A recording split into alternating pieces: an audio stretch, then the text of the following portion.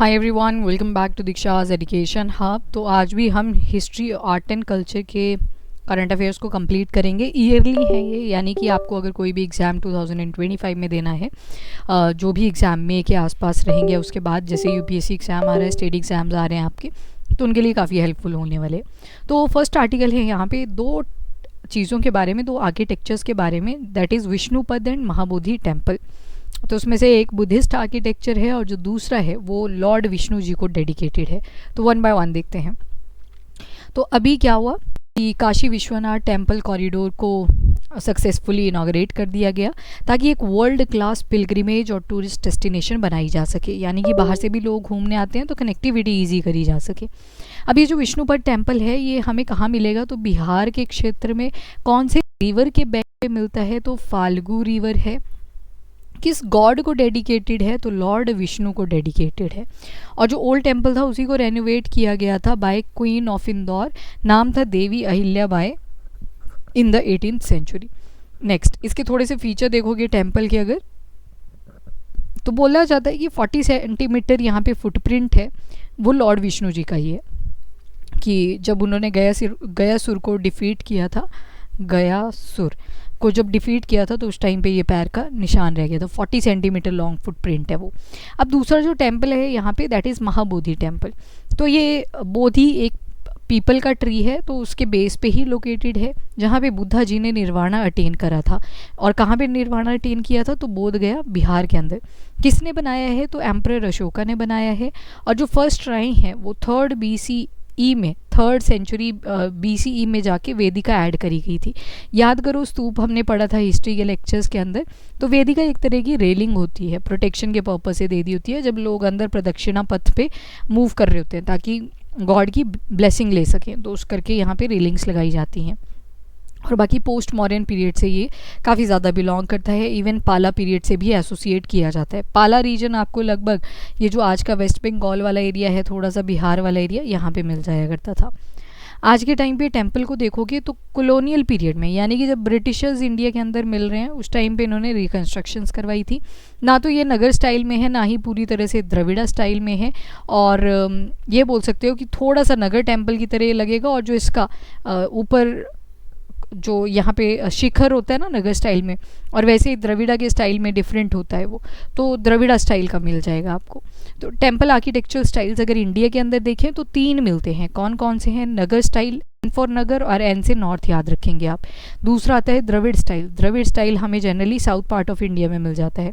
और तीसरा आता है विसारा स्टाइल, विसारा हमें नॉर्थ में भी मिलता है और साउथ में भी मिलता है। इसमें दोनों का ही कॉम्बो मिल जाता है, नगर और द्रविड़ स्टाइल ऑफ टेम्पल में। और one of the earliest Buddhist temple जो ब्रिक से ही बनाया गया था वो ये महाबोधि टेम्पल ही था। यूनेस्को वर्ल्ड हेरिटेज साइट में भी इसको रिकॉग्नाइज करा गया है। ठीक है, तो ये फीचर हमने यहाँ पे कलेक्टिवली देखे टेम्पल आर्किटेक्चर के। उसके बाद नेक्स्ट चलते हैं बुद्धिस्ट आर्किटेक्चर की तरफ। तो बुद्धिस्ट आर्किटेक्चर में आपको एक डोम शेप मिलती है, जो किस चीज़ को रिप्रेजेंट करता है, पूरा का पूरा स्ट्रक्चर ये स्तूप को रिप्रेजेंट करता है। जैसे सांची स्तूप में आप नोटिस करते हो आगे दरवाज़ा सा लगा होता है, जिसे कहते हैं तोरण। मेन गेटवे जो होता है उसके ऊपर क्या लगी है, तो जो बुद्धा जी की प्रीवियस लाइफ की और प्रेजेंट लाइफ जो उनकी हुआ करती थी, उनके बारे में बहुत सारी स्टोरीज़ यहाँ पे रिप्रेजेंट करी गई हैं। और इसके अलावा चैत्यास भी होते हैं। चैत्य क्या होता है, बुद्धिज़्म से रिलेटेड वर्शिप हॉल होता है, जहाँ पे लोग पूजा पाठ करते हैं, तो ये वर्शिप हॉल आ जाएगा। वैसे विहार क्या आ जाएगा, अब पूजा ही थोड़ी करते रहेंगे, मेडिटेशन ही थोड़ी करते रहेंगे, रेस्टिंग भी तो चाहिए होगी। तो जो रेस्ट प्लेस हुआ करते थे, जहाँ पे ये भिक्षु रहा करते थे, भिक्षुनियाँ रहा करती थी, मॉन्क एंड नन्स, तो उनको बोलते थे विहारा। एग्जाम्पल नालंदा यूनिवर्सिटी, ये महाविहारा माना जाता है, बिकॉज इसके एक एंट्रेंस गेट हुआ करता था, अंदर जाके रूम्स भी होते थे, सोने के लिए रूम्स बनाए होते थे, और प्रॉपर स्टडी करने के लिए बड़े बड़े हॉल्स हुआ करते थे। नेक्स्ट जो द न्यूज़ में वो था संगमेश्वर टेम्पल। संगमेश्वर टेम्पल की अगर बात करें तो ये जैसे ही पानी का लेवल कृष्णा रिवर के अंदर इंक्रीज़ कर जाता है, ये वाली रिवर का जो फ्लो दिख रहा है आपको, दिस इज़ कृष्णा रिवर, जो कि ड्रेन हो रही है बे ऑफ बंगाल के अंदर। तो ये जो संगमेश्वर टेम्पल है, इसकी लोकेशन याद रखेंगे आप, ये नंदयाल डिस्ट्रिक्ट ऑफ आंध्र प्रदेश में है। और हर साल ये सबमर्ज कर जाता है, बिकॉज कृष्णा रिवर के ऊपर यहाँ पे एक डैम मिलता है, डैम का नाम है श्रीशैलम डैम। श्रीशैलम डैम जो है this is located in Andhra Pradesh, और इसी के बैंक पे हमें टेम्पल मिलता है संगमेश्वर टेम्पल। तो जब पानी का लेवल राइज करता है because of excessive rainfall and all, और ऊपर से सी का वाटर लेवल भी इंक्रीज कर रहा है, तो इस लोकेशन पे क्या होता है, ये टेम्पल सबमर्ज कर जाता है थोड़ा सा। बाकी स्टाइल कैसा है, तो नगर स्टाइल टेम्पल है, और डेडिकेटेड किसको है, तो लॉर्ड शिवा को डेडिकेटेड है। किसने बनाया था, तो चालुक्यन डायनेस्टी ने बनाया था। कौन सी रिवर के कॉन्फ्लुएंस पे, तो ये देखो कृष्णा रिवर को एक रिवर जुड़ती है आके जिसका नाम है Tungabhadra river, along with other 5 tributaries, तभी इसको बोला जाता है संगमेश्वर। और कौन से संगमेश्वर टेम्पल्स हैं इंडिया के अंदर, ये तो हमने पढ़ा आंध्र प्रदेश वाला। तो वैसे ही श्री केतकी संगमेश्वर स्वामी टेम्पल है तेलंगाना में, और दूसरा है संगमेश्वर टेम्पल भवानी, ये तमिलनाडु में है। वैसे ही संगमेश्वर टेम्पल कर्नाटका में भी लोकेटेड है, और आज के यूनेस्को के ग्रुप ऑफ मॉन्यूमेंट एट पड्डाडकल, ये यूनेस्को वर्ल्ड हेरिटेज साइट का भी एक पार्ट है। नेक्स्ट एक न्यूज़ थी आपके मार्शियल आर्ट को लेके, मार्शियल आर्ट। तो कलारी पैटू के लिए हमें जाना पड़ेगा बिल्कुल इस रीजन में, दैट इज़ केरला का ये मार्शियल आर्ट है। साइड में आप पिक्चर देख सकते हो। तो union ministry of youth affair and sports ने मेंशन करा है कि जो इंडियन कलारी पैटू फेडरेशन है, इनको रीजनल स्पोर्ट फेडरेशन बना दिया जाए। क्यों, ताकि ये जो कलारी पैटू है ये ना सिर्फ केरला के कुछ एरिया में ही रहे, बाकी एरियाज़ में भी फ्लरिश करे। कलारी पैटू केरला में ही डेवलप हुआ था, और one of the most ancient martial art, बहुत पुरानी मार्शियल आर्ट इंडिया की ये मानी जाती है। Even not only in the India पर वर्ल्ड की मानी जाती है। हाई फ्लाइंग एक्रोबेटिक्स देखने को मिलते हैं। साइड में आप देख सकते हो काफ़ी ऊंची छलांग इन्होंने भरी हुई है, ग्रेसफुल मूवमेंट्स होती हैं, काफ़ी स्किलफुल ये एक्टिविटी करी जाती है। डेडली वेपन्स को एक ईजी तरीके से यूज़ किया जाता है। 2 मेन स्टाइल्स होते हैं इसमें, कौन कौन से, एक है वदाकन जिसको नद्रन स्टाइल भी बोलते हैं, मतलब जो केरला के नॉर्थ वाले पार्ट में ज़्यादा आपको मिलेगा। वो कौन सी फॉर्म है, तो वो वदाकन है। वैसे ही अगर जो ये मालाबार वाला एरिया है उसमें आपको मिल जाएगा। वैसे एक और फॉर्म है दैट इज़ थेकन आपको साउथ वाले पार्ट में मिल जाएंगी। चाहे वदाकन हो या थेकन हो, ये दोनों ही कलारी पैटू की फॉर्म्स हैं, बस नाम इसलिए डिफरेंट है, थोड़ी सी वेरिएशन आ जाती है। तो नॉर्थ वाले एरिया में वदाकन बोलेंगे, केरला के नॉर्थ एरिया में, और साउथ पार्ट ऑफ केरला में बोल देंगे दैट इज़ थेकन जो है वो सदर्न स्टाइल आ जाता है, त्रवणकोर वाले एरिया में सबसे ज़्यादा मिलेगा।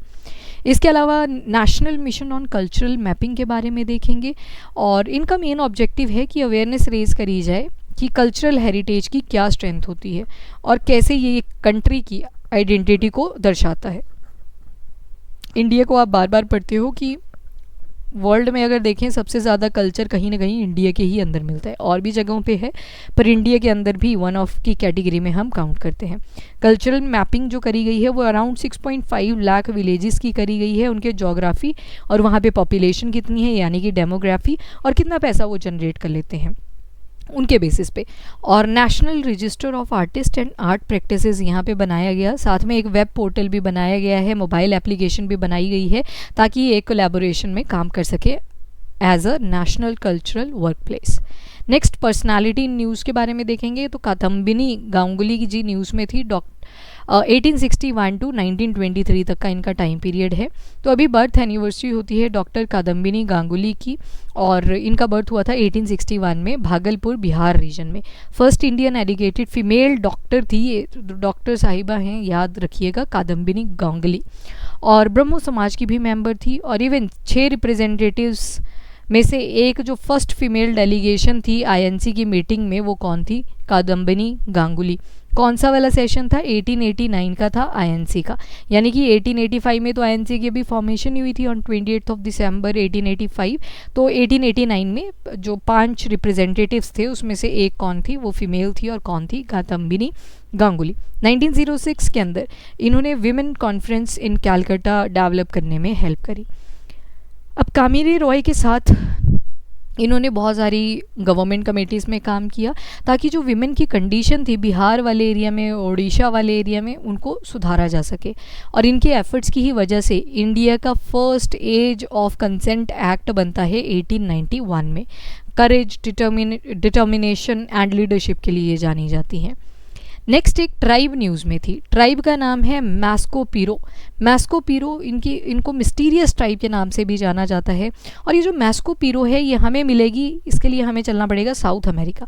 साउथ अमेरिका यहाँ पे अमेजोन वाला जो एरिया है और साथ में साइड में पेरू वाला रीजन, यहाँ पे ये ट्राइब मैस्कोपीरो पाई जाती है और अनकॉन्टेक्टेड है। ये अनकॉन्टेक्टेड का मतलब है कि ये main, sorry for the previous thing, तो ये मेन स्ट्रीम के साथ आज तक कांटेक्ट में नहीं आई है।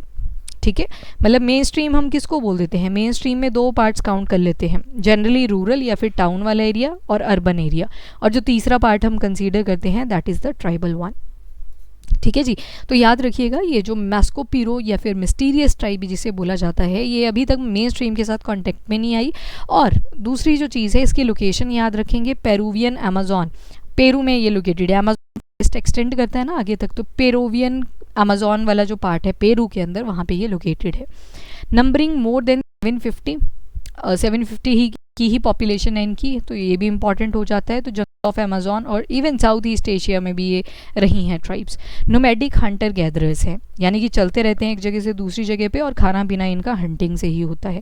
इनके साथ कांटेक्ट प्रोहिबिटेड है। एक तो क्योंकि देखो जो हमारी मेन स्ट्रीम होती है यहाँ पे जनरली वैक्सीन्स लग जाती हैं, मतलब कहीं ना कहीं उनके, हमारी बॉडी जब भी कोई वैक्सीन लगती है तो हमारी बॉडी के अंदर कोई ना कोई वायरस बैक्टीरिया वीकेंड फॉर्म में तो होता ही है।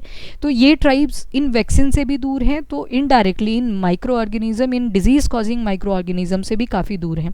तो इन पॉपुलेशन के अंदर कोई इम्यूनिटी नहीं है कि ये फाइट कर सकें, कल को यहाँ पे कॉन्टेक्ट हो जाता है। मैड्रे डी डियोस ये टेरिटोरियल रिजर्व है और इसको नोटिफाई कर दिया गया था 2002 में कि ये टेरिटरी हमें प्रोटेक्ट करनी पड़ेगी। और जो लार्ज पार्ट है लैंड का उसको बेच दिया गया था कंपनीज़ को, ताकि यहाँ पे टिम्बर और बाकी जो प्रोड्यूस होती है उसको यूज़ किया जा सके अपने बेनिफिट के लिए। तो इन ट्राइब से दूर ही रहना होता है। जैसे इंडिया के अगर एग्जाम्पल लूँ तो अभी जब मैं इसको रिकॉर्ड कर रही हूँ मार्च 2025 में, तो हुआ क्या था, एक सेंटिनलीज ट्राइब है हमारे इंडिया के अंदर। कहाँ पे मिलेगी, तो ये इंडिया है, यहाँ पे अंडमान एंड निकोबार आइलैंड है, वहीं की एक PVTG particularly vulnerable tribal group है जिसको हम बोलते हैं सेंटिनलीज। तो जो सेंटिनलीज है इनको इंटरफेयर करने के लिए एक अमेरिकन टूरिस्टर आते हैं और इनको डिस्टर्ब करने की ट्राई करते हैं। काफ़ी देर तक विस्लिंग करी, ये बाहर निकल के आते हैं सेंटिनल आइलैंड से और बाद में इनको अरेस्ट कर लिया गया है और अभी 5 साल की इनको जेल कर दी गई है, बिकॉज स्ट्रिक्टली प्रोहिबिटेड है कि इनके साथ कोई भी कॉन्टैक्ट नहीं करेगा। कल को बीमारियाँ फैल गई तो एक कल्चर कहीं ना कहीं अपने इंडिया के अंदर से आइडेंटिटी लूज़ कर देगा। तो अभी के लिए इतना ही। Thank you everyone. अब करेंगे next article in the next video. Thank you everyone.